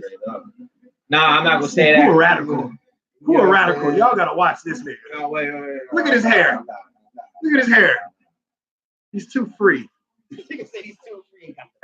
Denim jacket, like denim shirt, like Matul Shakur. He wearing denim on denim. Y'all know how he rock it, yo. He wearing denim on denim, yo. Poor Kanye. So, I didn't give a fuck. Y'all want to hear a joke? What material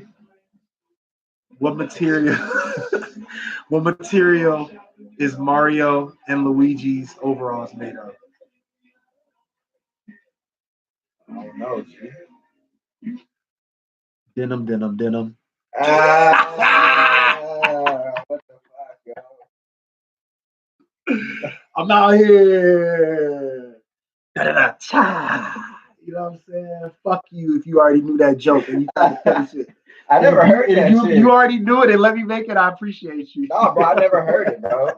I never heard that shit.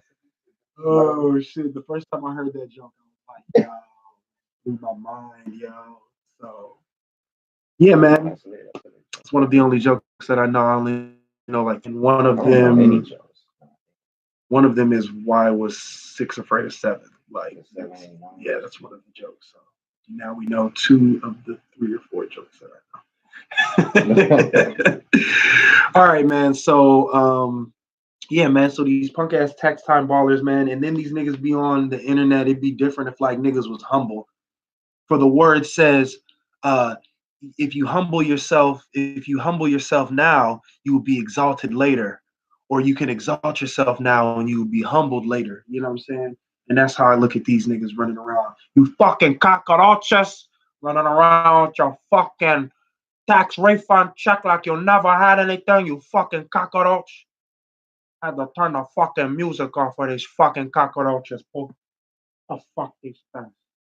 Huh? These niggas, man. Ooh, that sounds real racist. Like, yeah, you sound like a racist Cuban that got kicked off the island with Castro. Fucking Castro, you fucking nigger. fucking nigger troops. Take my fucking money. Fuck Castro. Fucking communist. I'm gonna go to Cuba and be racist to people there.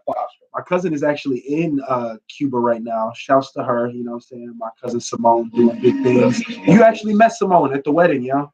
She was my light-skinned cousin from Atlanta, you know what I'm saying? Yeah, man. So she's in Cuba right now. Yeah.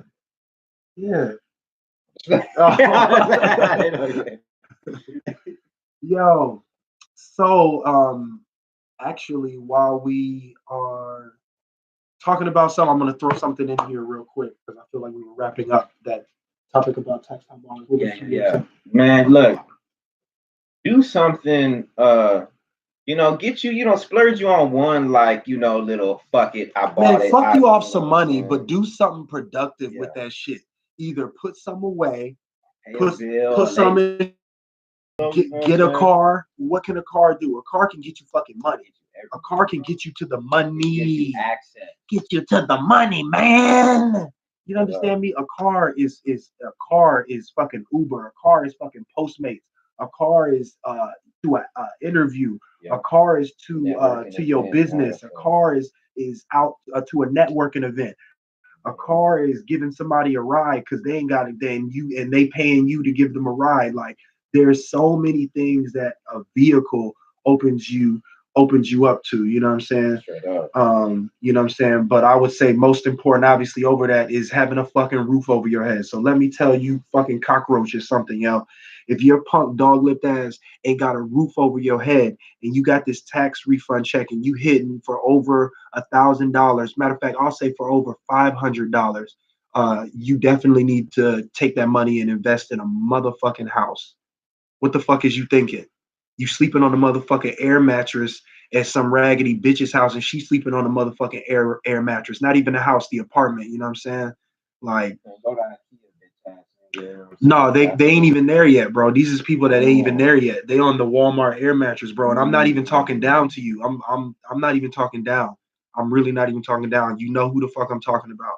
And you hitting for this fucking check that you done, you know what I'm saying, that you got for some kids that you don't even fucking father, that you don't even fucking mother, you know what I'm saying? You hit this fucking check for that shit. You understand me? The least that you can do is get a roof over your head. You know what I'm saying? You sleeping on the floor. And I done been there before. But like I said, I don't get motherfucking tax refunds. So I had to get it. I had to get that shit. I had to get that shit. You understand me? I had to get it on my own. I wasn't able to, and I'll lend you some money and then you give it back to me in next February. No, nigga. I had to grind my ass up and get some motherfucking money, bro, and get a roof over my head and get an apartment in my name. You know what I'm saying? You know what I'm saying? You always got to start from somewhere. When you start running, the motion of getting into running is you're starting from being still. You don't start running. You don't just I'm running. You have to begin running, and you begin running from standing still. Then you're walking, and then you're jogging, and then you're running, and then you're sprinting. You understand me? You don't just start off fucking sprinting. You understand? So you got to start from somewhere. That's pretty much what I'm getting at.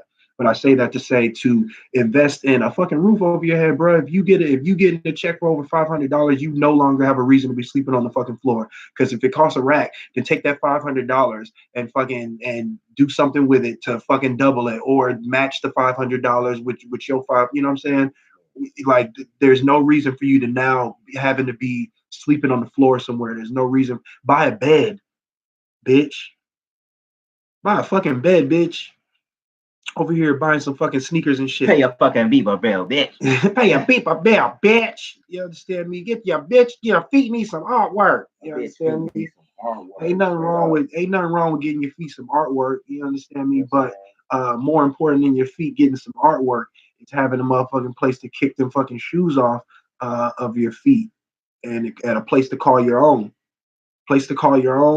And a way to get to the money, man. So if you don't have those two things, I implore you to invest in yourself in that fashion. Now, I digress, bitch ass nigga. What I would like to talk to you real quick about. So I was online and there was a post that said, why do we have, so in San Antonio, we have two murals that recently went up. One of them is of 21 Savage, and one of them is of Soulja Boy in his now viral moment. Drake! Bro, the one who hit it, baby, from the kid. It's funny, bro. That nigga nutted in the bitch. That nigga's he's really funny though, bro. If you watch his like live streams and shit, like that nigga's funny. White nigga, fuck you, nigga, your mama hoe. And then that dude, what the fuck is wrong with you niggas? Like, bro, someone's funny, bro. All right, so with that being said, they said, why do we have up murals in San Antonio? Why do we not have any or something like that? And I said, what? Yeah, they essentially said, why don't we have any San Antonio artists up on the murals? And I said, well, as soon as a fucking San Antonio artist goes fucking viral, then maybe you guys would have a reason to make a fucking mural. And pretty much people are upset. Well, it was this dude that was like, you know what this man said to me?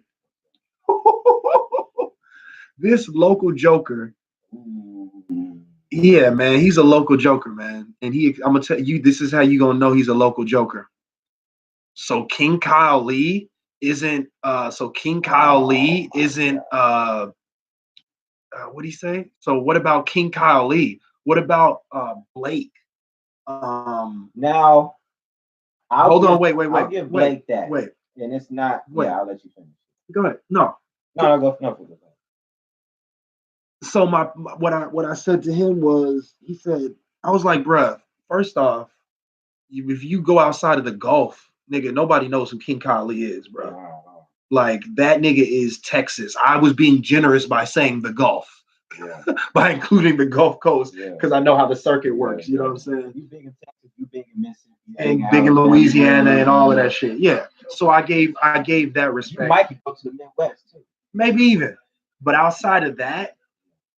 And so, and the nigga was like, I highly doubt that King Kyle Lee is. And I was like, well, I don't have to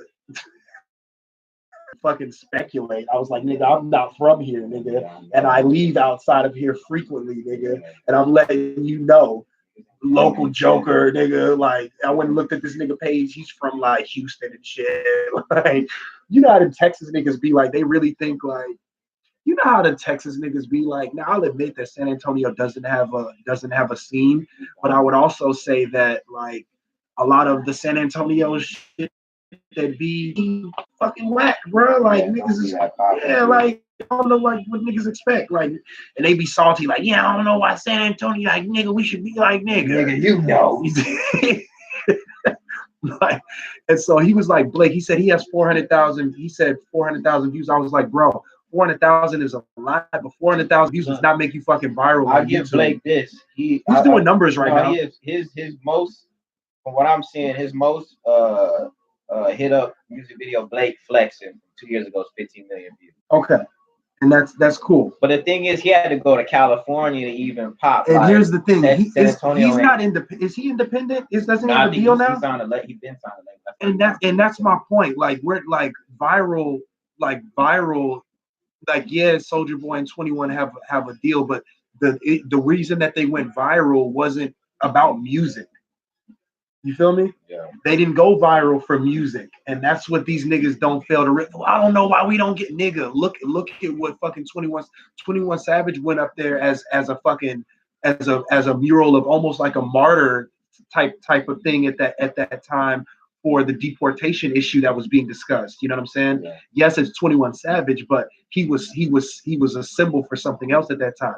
Then there's the Soulja Boy. Soulja Boy is culture as fuck.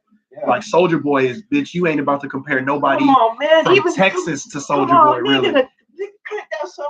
You can't compare nobody from Texas to Soulja Boy. Nobody from Texas. Like, not even the lane. You can't even, and let me tell you how heavy Soulja Boy is. Okay.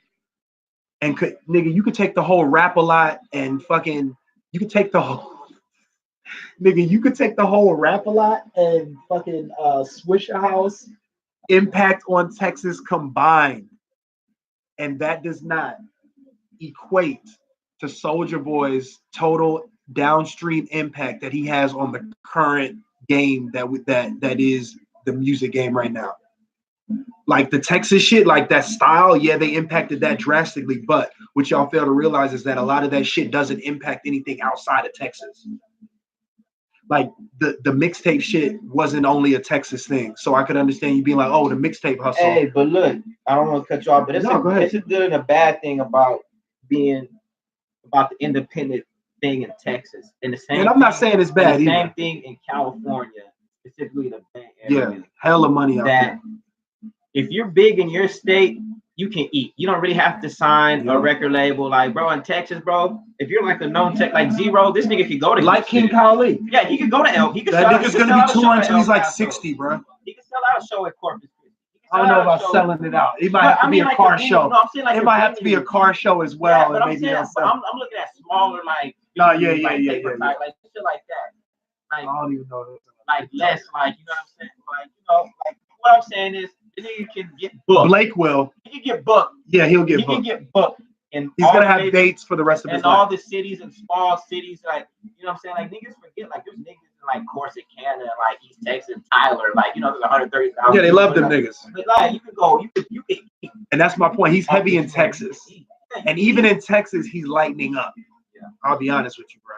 Like, there's some niggas, but the thing about Texas is that they really respect the OGs. So you can be somebody who did some shit 20 years ago in Texas, or had one hard song that just went so hard for Texas, nigga, and you will be able to tour this nigga for the rest of your life, bro. Like, he can still tour, nigga. Southside, nigga. Chunk up the Deuce. Nigga, Paul Walker still tour. Like, I wouldn't even put Paul Wall in that same likeness, because Paul Wall was major though. He did do numbers. Paul Wall went major, Slim Thug went major. Like, they expand outside of Texas. Like, but even then, like, most people outside of Texas not going to see a Slim Thug. Outside of I would say outside of the South. Yeah, outside of the South. I just don't see him like doing a show in like Chicago, and it's like, you know, I mean, maybe, but you never know. You never know a nigga's market. Just like Boosie.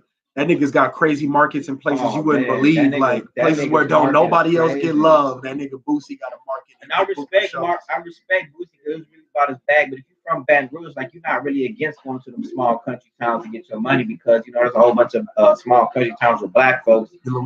Yeah, so people were surprised, like, you know, instead of just, you know, some niggas, they just go to Houston or Dallas, like, you know, nigga, he was going to all the small hood towns and shit, like, you know what I'm saying, like. He'll get booked anywhere, bro. Like, if the bag is right, he'll go. And I respect Boosie for doing that, because all through the South, like, they just love Boosie. And not everybody can go to like a Jackson, Mississippi, if he's in Mississippi and make it there. You know what song I like? That my neck is thought somebody gonna be my victim. And he talk about like going through the different cities, like, and he like, tonight I'm in Milwaukee and it's cold in the motherfucker. Like, Milwaukee cold today. Like, dog, like, that was the first time I heard somebody mention Milwaukee.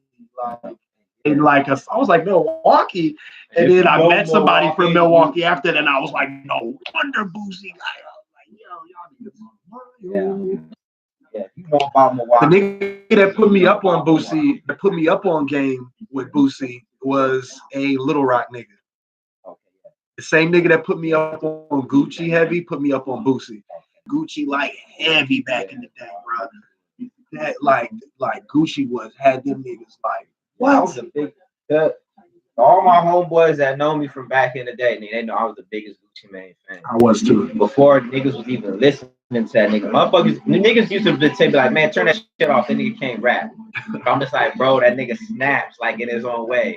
And I got the niggas. I listened to so much Gucci Mane, like playing Halo, and I would put like the iPod in. We be playing like motherfucking Chicken Talk 1 and shit. And finally, niggas warmed up. Like, they're like, oh, this shit go kind of hard, nigga. Like, you know what I'm saying? Oh. All right, bet. So, anything else you wanted to add about the Tax Time Ballers, or the what did I get into after that? Hey, look, man. I talked about I transitioned from the Tax Time Ballers into the Texas thing. Okay. Yeah, into the conversation about the King Kali.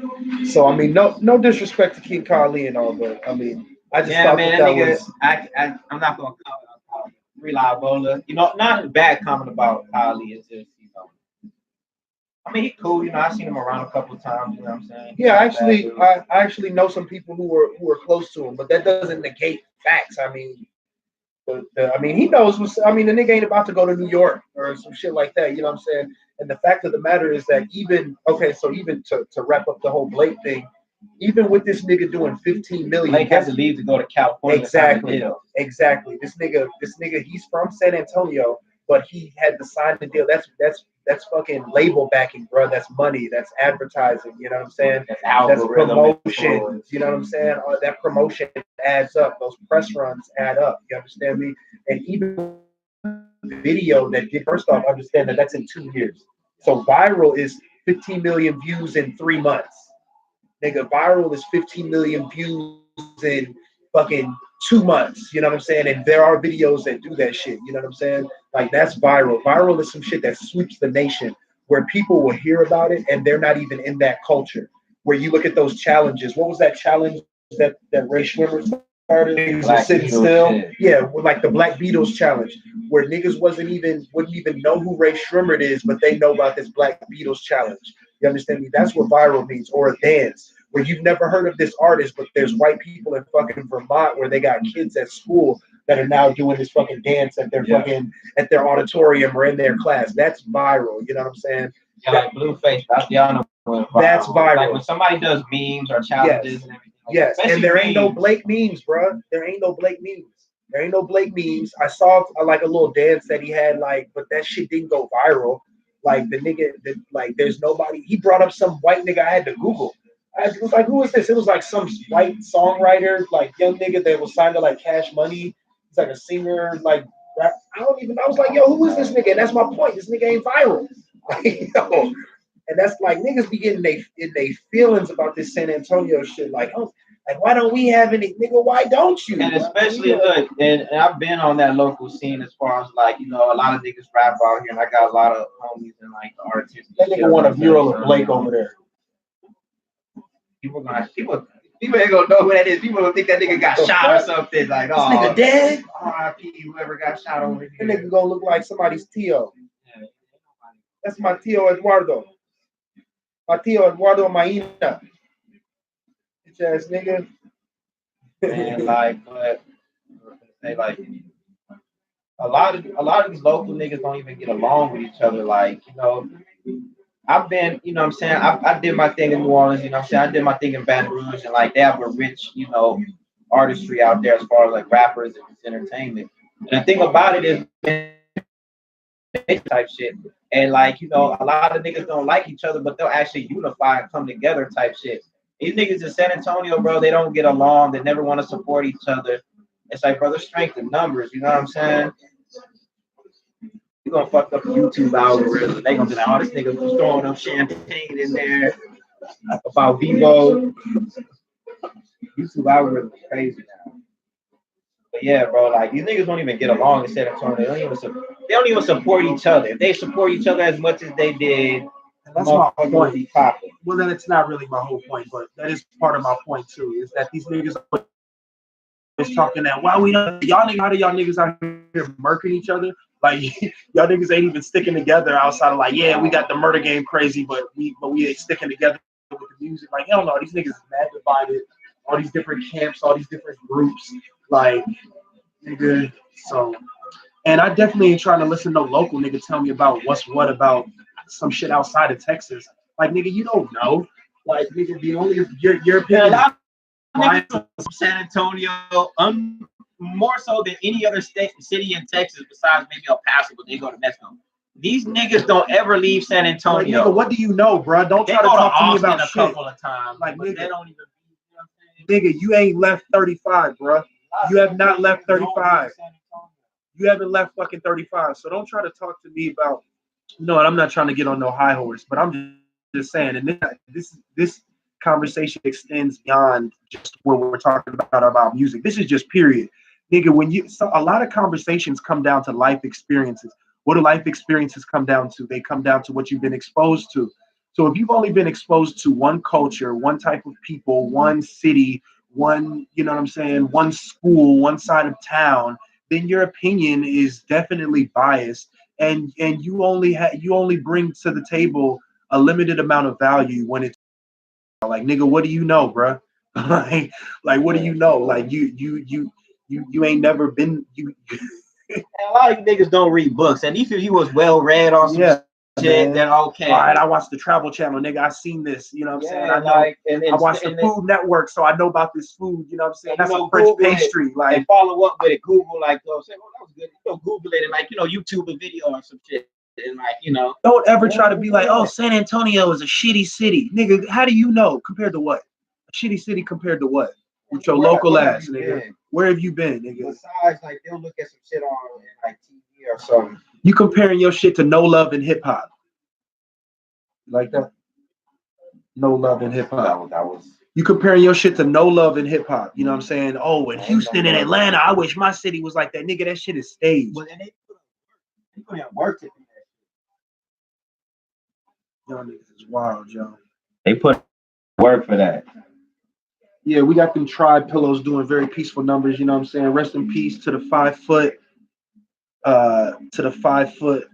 healthy diabetic. When's the last time you met a healthy diabetic? I don't know, man. I don't know. And we got mad vinyls up in here, you know what I'm saying? So yeah, we're gonna wrap up that segment with you guys, you know what I mean? I feel like we were able to touch on that. We touched on a few different topics as far as don't take it personal. And this is the first, visual, so we're gonna work out the kinks and get everything real player like, you know what I'm saying? Everything all nice. Yeah, this is just a trial run on a punk bench. Exactly. Ain't nobody even in here.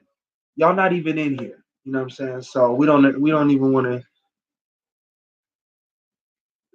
So we're gonna wrap up this segment with y'all. We're gonna come right back. We're gonna come right back with Dog Lipped Ass. Try to stay away from GMOs for 2 seconds. Don't touch any GMOs. Be right back. Don't touch it. Yo. Damn, we was on 2 hours. Yep, 2 hours. We wrapping it up on y'all. We hope that you live for as long as you want and never want for as long as you live with your punk dog lipped ass. Try not to drink too many GMOs, you know what I'm saying? Make sure you read a book, drink some water. Try to make sure that the pH level is at least above 7.5 if you want to do some numbers. Maybe you want to go on a hike. Maybe you don't. You know what I'm saying? Maybe you know what you like. Maybe you don't. You understand me? But we do know this. Say what you want, ho, you grown. You make decisions on your own. Yeah. No one would suffer but you. So do what the fuck you wanna do. All right, man. Hope you appreciate it. Yeah. But you heard that. You know what I'm saying? You heard that.